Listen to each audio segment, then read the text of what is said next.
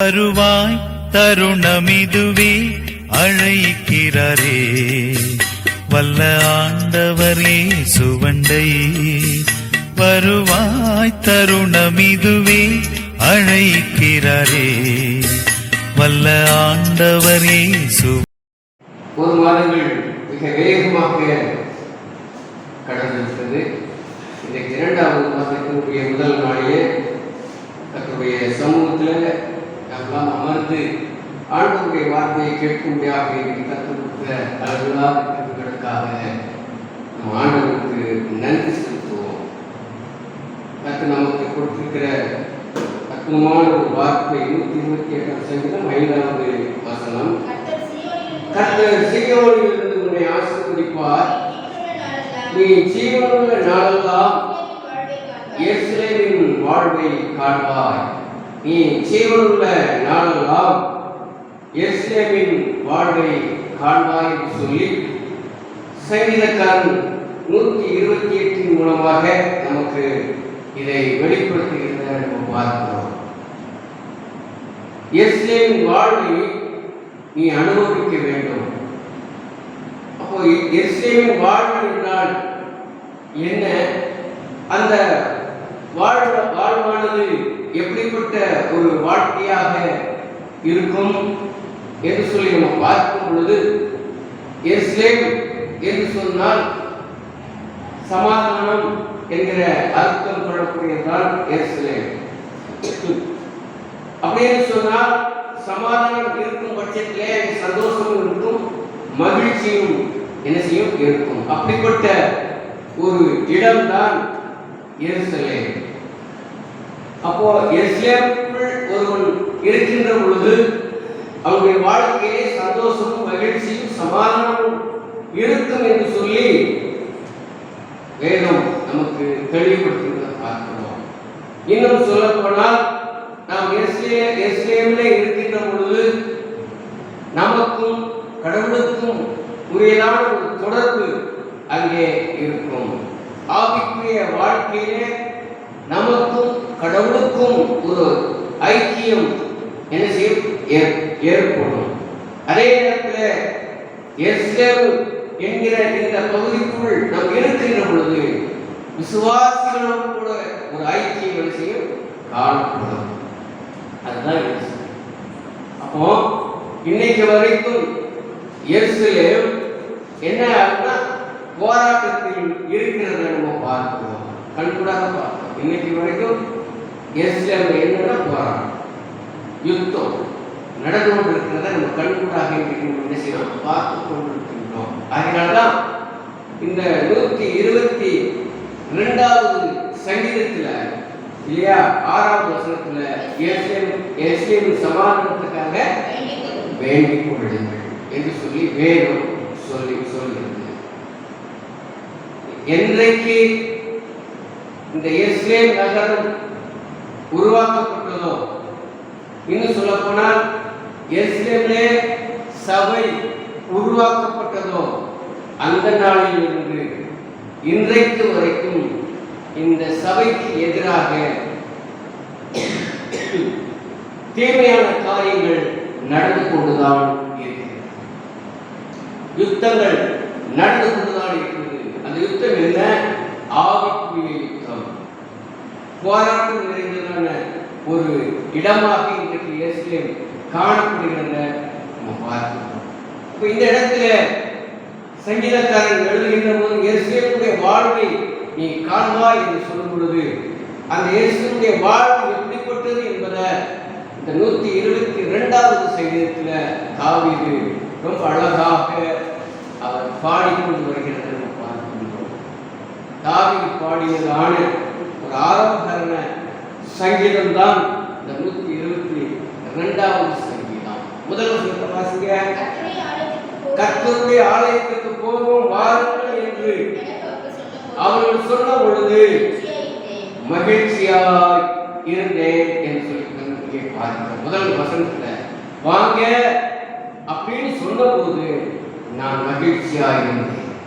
எருசலேம் என்று சொன்னால் ஆண்டவருடைய இந்த சமூகம், அவருடைய ஆலயங்கள். அப்போ இந்த இடத்துல எருசலேமுக்கு போவோம்னு சொன்ன பொழுது அவன் மகிழ்ச்சியாய் இருந்தான். எருசலேமுடைய வாழ்வு என்பது மகிழ்ச்சிக்குரிய ஒரு வாழ்வு. கர்த்தருடைய ஆலயம் என்பது மகிழ்ச்சிக்குரியதான ஒரு இடம். இந்த இடத்திற்கு வாங்க அப்படின்னு சொன்ன பொழுது என்ன வரணும்? மகிழ்ச்சி வரணும், சலிப்பு வரக்கூடாது. போங்க, நான் அப்புறமா வரேன் அப்படிங்கிற என்ன வரவே கூடாது. தாவீது ரொம்ப அழகா சொல்றாரு, வாங்க சொல்ற மாத்திரத்துல நான் மகிழ்ச்சியா இருந்தேன். அப்ப அந்த மகிழ்ச்சியே இன்னைக்கு எருசலேமுக்குள்ள இல்ல. அதுக்கு அப்படியே நேர்மாறாக நம்ம சிந்தனை பண்ணுவோம் என்று சொன்னார். எப்பொழுதுமே சமாதானத்துக்கு எதிராக செயல்படுவோம் என்றால் சாத்தான். எருசலேம் சமாதானமாக இருக்கக்கூடாது என்பதுதான் நம்முடைய திட்டம். ஆகையால்தான் எருசலேமுடைய சமாதானத்துக்காக வேண்டிக் கொள்ளுங்கள் என்று சொல்லி அங்கே சொல்லப்படுகிறது. அப்போ ஆலயத்திற்கு போகும் என்று சொல்லப்படுவது மகிழ்ச்சி இருக்கணும். 1008 பிரச்சனைகள் வந்தாலும் கடவுளுடைய சமூகத்திற்கு வருவதை நிறுத்தவே கூடாது. ஆலயம் என்ன பண்ணுச்சு? தேவனுடைய சமூகம் என்ன பண்ணுச்சு? தேவனுடைய சமூகத்தில் நீ வந்தா உன் கவலைகள் மாறும், உன் கண்ணீர் தீரும், உன் பிரச்சனைகளுக்கு தீர்வு உண்டாகும். ஆனால் நீ இதை புறக்கணிக்கின்றாய். தாவீது சொல்கின்றான், நான் ஆலயத்துக்கு போவோம் அப்படின்னு சொல்லும் பொழுது நான் எப்படி இருந்தேன்? மகிழ்ச்சியா இருந்தேன். ஏன் தெரியுங்களா? அவன் மகிழ்ச்சியா இருந்ததுக்கு இன்னொரு காரணம், ஆண்டவர் இந்த ஆலயத்தில் பேசுகிறது இருக்கிறார். அதை நம்ம மறந்து கூடாது.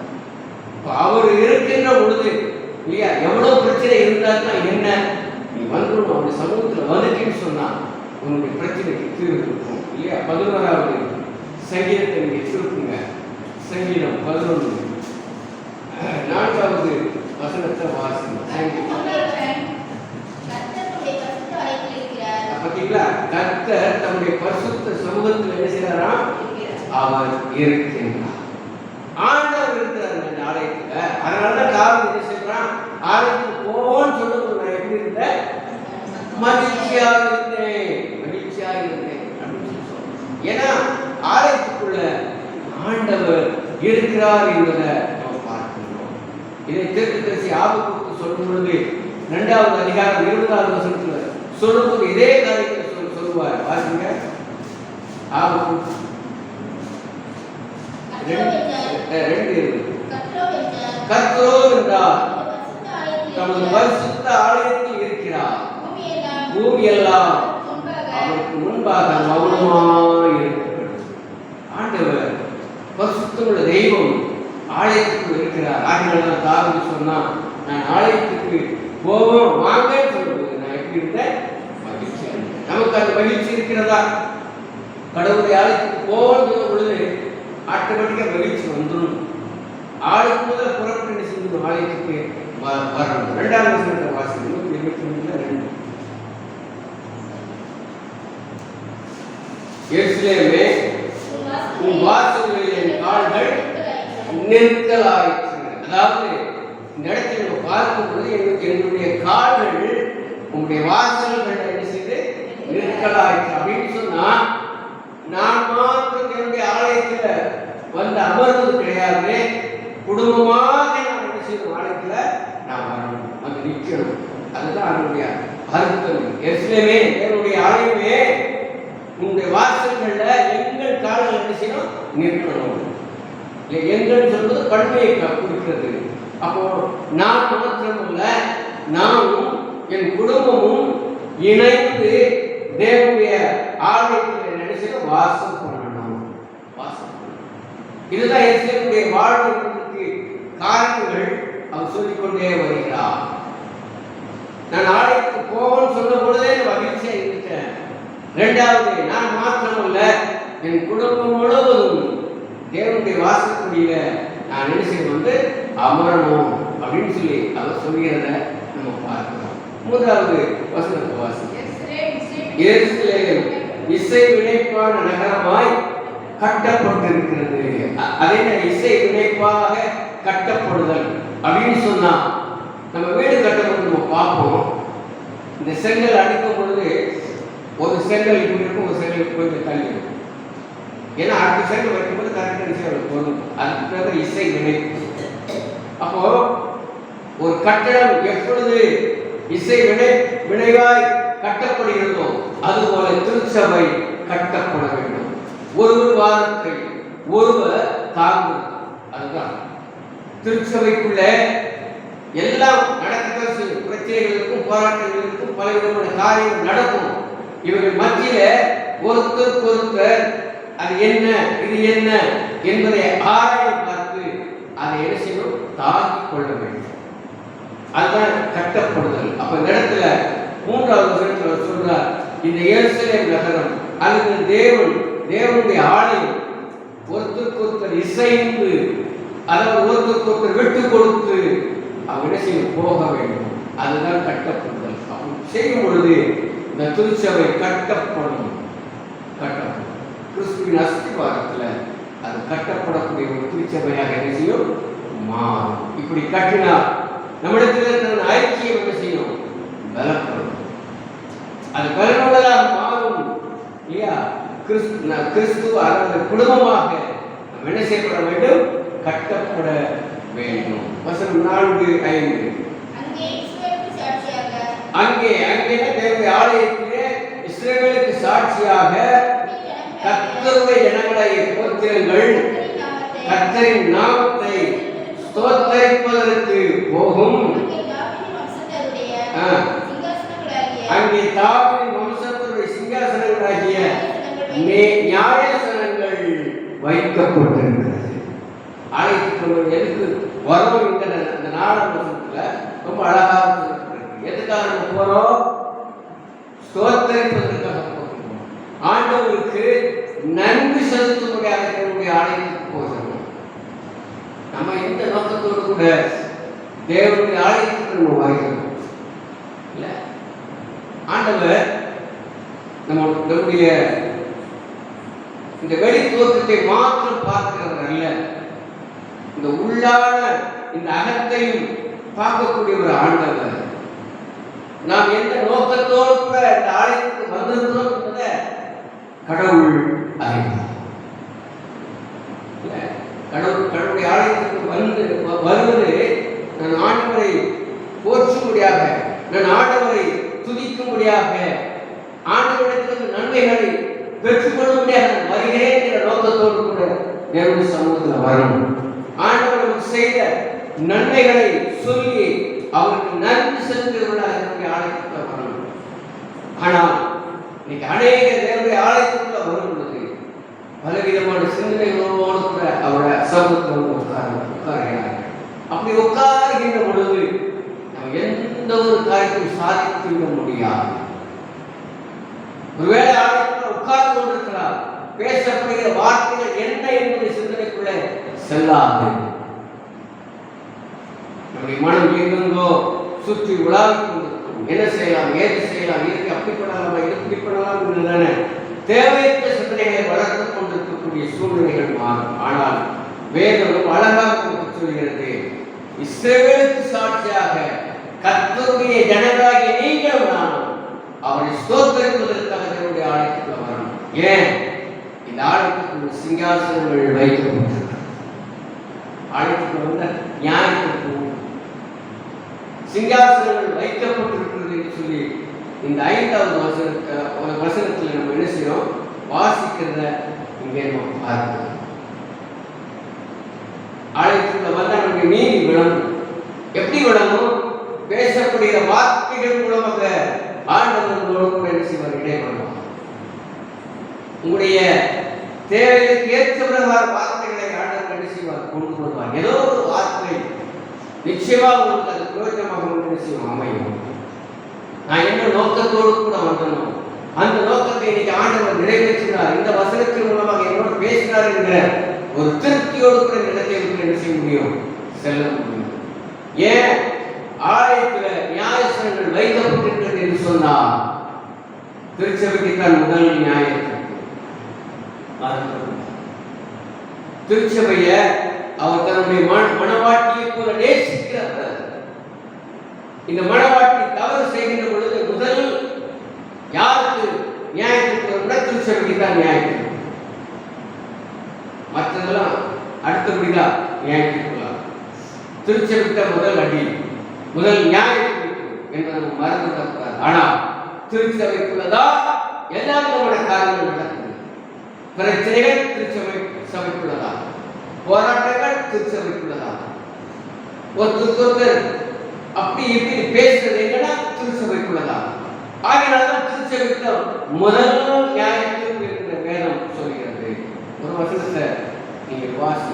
1 பேதுருவின் புஸ்தகம் 4வது அதிகாரம் 17வது வசனம். நியாய தீர்ப்பு தேவனுடைய வீட்டிலே துவக்கும் காரணமாக இருக்கிறது. முந்தி நம்மிடத்தில் அது துவங்கினால் தேவனுடைய சுவிசேஷத்துக்கு கீழ்ப்படியான ஒரு முடிவு என்னவா இருக்கும்? வேத வசனத்தை தெளிவுபடுத்தி முதல் நியாயத்திற்கு யாருக்கு அப்படின்னா திருச்சபைக்கு தான். திருச்சபை தான் தேவனுடைய காரியங்களை உண்டு பண்ணி கொண்டிருக்கிறது. அதனால்தான் நியாயஸ்தலங்கள் தேவனுடைய ஆலயத்தில் செய்யப்பட்டிருக்கிறது, வைக்கப்பட்டிருக்கிறது. ஆலயத்துக்கு நம்ம வரணும்னு சொன்னா இந்த நோக்கத்தோடு வரணும். இங்கே நியாயஸ்தலங்கள் வைக்கப்பட்டிருக்கிறது. என்னுடைய சிந்தனைகளை நான் சரியா வச்சுக்கணும். என்னுடைய செயல்பாடுகளை மூட்டைகளுக்கு வச்சிடணும். ஆலயத்துக்கு எந்த பிரச்சனையும் உண்டாக்கக்கூடாது. வெளியில கொண்டு போய் வச்சுக்கணும். எல்லா பிரச்சனையும் உண்டாகும். தேவனுடைய ஆலயத்துக்கு எந்த பிரச்சனையும் வராத அளவுக்கு பார்த்துக்கொள்வது, நம்முடைய வாய்களை கட்டி அமைதிப்படுத்துவது நல்லது. நல்லது இல்லைன்னு சொன்னா அவருடைய நியாயத்திற்கு கண்டிப்பாக நம்ம ஆடாது. நம்ம வாசிக்கப்பட்டபடியா நியாயத்திற்கு தேவனுடைய ஆலயத்தில் துவங்கும் காலம் இன்னைக்கு நிகழ்காலத்தில் சொல்லப்பட்டிருக்கிறது வசனம். அதனால ரொம்ப ஜாக்கிரதை உள்ளவர்களாக இருக்கணும், எச்சரிக்கை உள்ளவர்களாக என்ன சொல்லணும் இருக்கணும். இதுதான் எருசலேமுடைய ஒரு வாழ்க்கை என்கிற இந்த 122ஆம் சங்கீதத்தின் மூலமாக சங்கீதக்காரர் படம் பிடித்து காட்டுகின்ற வார்த்தை. ஆண்டவர் உங்களையும் என்னையும் என்ன செய்வார்? நியாயாதிபதியாக செய்வார். பயத்திற்காக ஒரு ஆள் என்ன செய்வார்? பாய திறந்தார்னா அது நியாயத்திற்கு அர்த்தம். அதற்காக அந்த வேலை சொல்லி உன்னையும் என்னையும் ஆண்டவர் ஒரு நியாய விசாரிப்புக்காரனாக என்ன செய்வார்? வைத்து விடுவார். சகரியாவின் புஸ்தகம்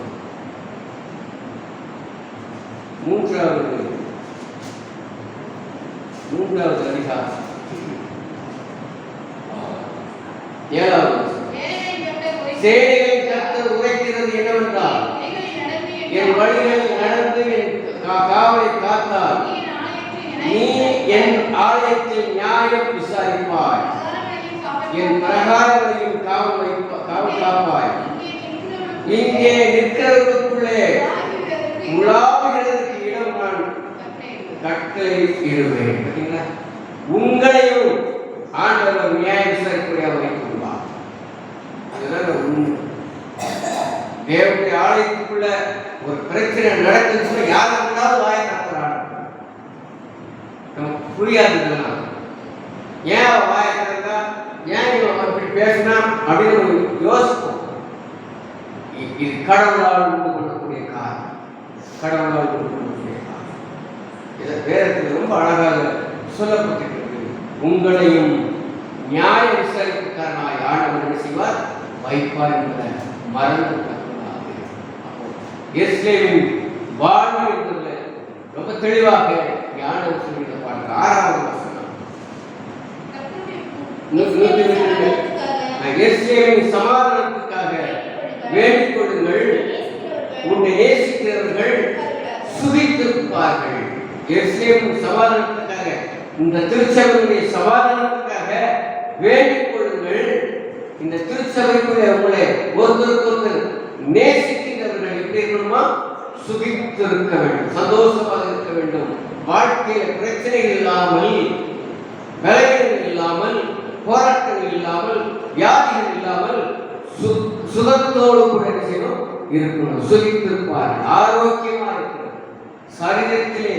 ஆனாலும் சரி, ஆவிக்குரிய வாழ்க்கையா இருந்தாலும் சரி, இந்த ரெண்டுமே இவர்கள் எப்படி இருப்பார்கள்?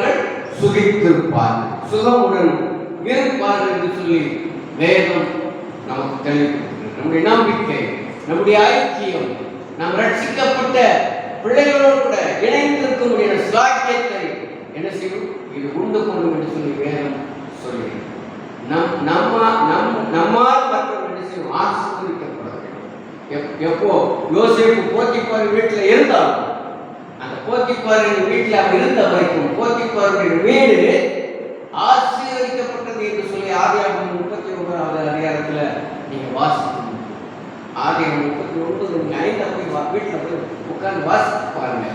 அங்க யோசேப்பு நிமித்தம் போத்திபாருடைய வீடு ஆசீர்வதிக்கப்பட்டது என்று சொல்லி எழுதப்பட்டிருக்கும்.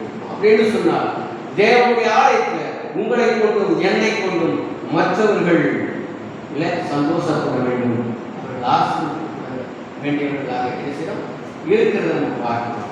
அப்ப நம்முடைய ஐக்கியம், நம்முடைய தொடர்புகள் யாரோட கூட இருக்கணும் அப்படின்னு சொன்னா விசுவாசிகளோட கூட இருக்க வேண்டும். அவிசுவாசிகளோட கூட நம்முடைய தொடர்புகள் இருக்கக்கூடாது.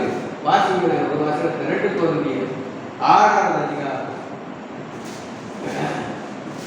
14 அந்நிய யுகத்திலே அவிசுவாசிகளுடன் பிணைக்கப்படாதிருப்பீர்களாக.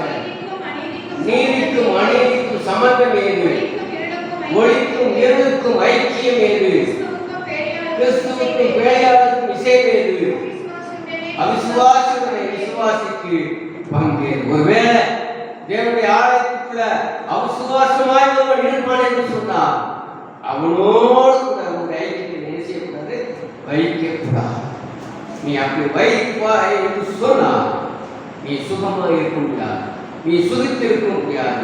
நீ அவரோடு ஒன்றித்து போய்விட்டாய் என்று சொன்னால் உனக்குள்ள இருக்கிற சந்தோஷமும் சமாதானமும் உன்னை விட்டு நிச்சயம் போய்விடும். அதனாலே அவிசுவாசிகளோடு கூட விசுவாசியாகிய உனக்கு எந்த ஒரு பங்கும் என்ன செய்யக்கூடாது? இருக்கக்கூடாது. 122வது சங்கீதத்தில் 7வது வசனத்தை வாசி. உன் அழகத்துக்குள்ளே சமாதானமும் உன் அரண்மனைக்குள்ளே சுகமும் உண்டாயிருக்கும். உன் வீடு எப்பொழுதும் சுகமாயிருக்க வேண்டும். உன் வீடு எப்பொழுதும் சமாதானத்துக்குள் அது இருக்க வேண்டும். எப்பொழுதும் சண்டையும் சச்சரவும் பிரச்சனைகளும் போராட்டங்களும் இருக்குன்னு சொன்னா அது நல்லவா இல்ல. ஆண்டவர் எப்படி பிடிக்கிறார்? இந்த வீட்டுக்குள் சுகம், இந்த வீட்டுக்குள் சமாதானம் இருக்கணும்னு சொல்லி ஆண்டவர். அதுதானே இஸ்ரவேலுடைய வாழ்க்கை, அதனுடைய வாழ்வு. இன்னைக்கு நம்ம இடத்துல அப்படிப்பட்ட ஒரு சூழ்நிலைகள் நிலவுகளிலே நிலவும்.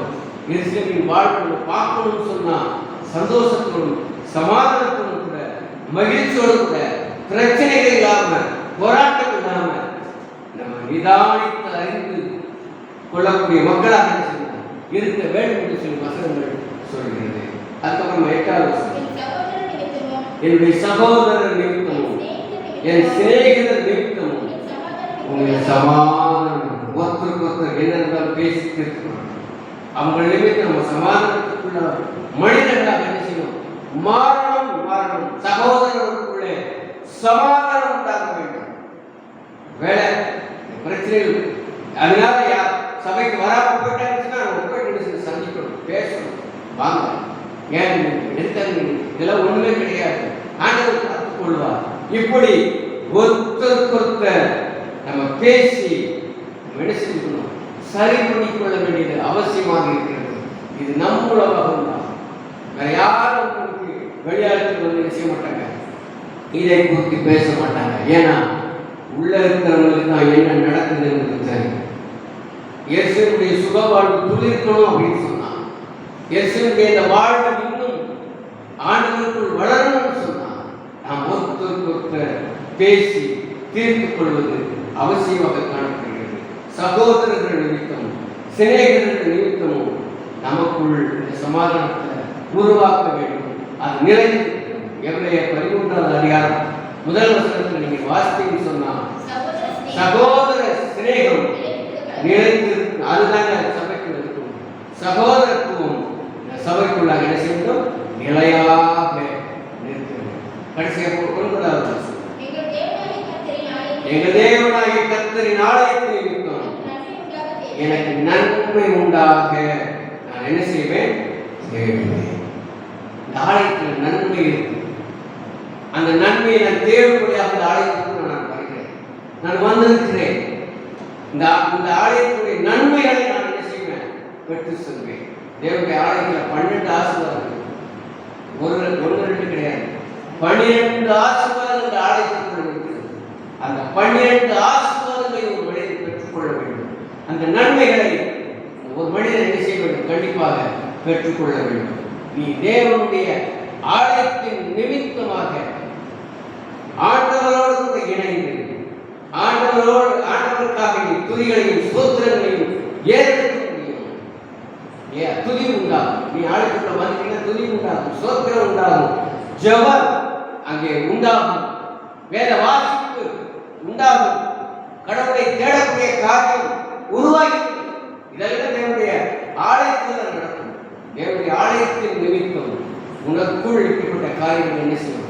உருவாக ஆரம்பிச்சு தியானம், வேதத்தை வாசித்து தியானிக்கக்கூடிய காரியங்கள் என்ன செய்யும்? உருவாகும். ஏன் இதெல்லாம் உருவாகுது அப்படின்னு சொன்னா வேதம் சொல்கிறது, நீங்களே அப்ப இந்த ஆலய பிரச்சனைக்குரிய ஒரு ஆலயமாக என்ன செய்யப்படுது? மாறக்கூடாது. இந்த ஆலயம் சுழித்திருக்க வேண்டும். இந்த ஆலயம் சமாதானத்தோடு கூட இருக்க வேண்டும். நீங்க தான் அந்த ஆலயம். ஒருத்தர் உட்கார்ந்து எல்லாருமே ஆலயமாக இருக்கணும். இந்த ஆலயத்துக்குள்ள என்ன இருக்கக்கூடாது? பிரச்சனைகளாக எப்பொழுதும் சுக வாழ்வு.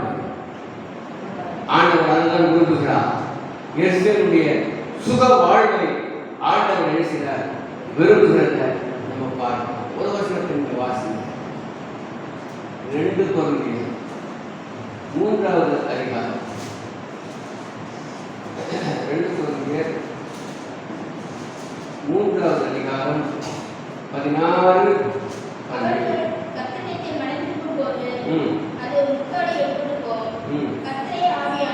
கர்த்தரே ஆவியானவர் எங்கேயோ விடுதலை உண்டு. அதிகாரம் 16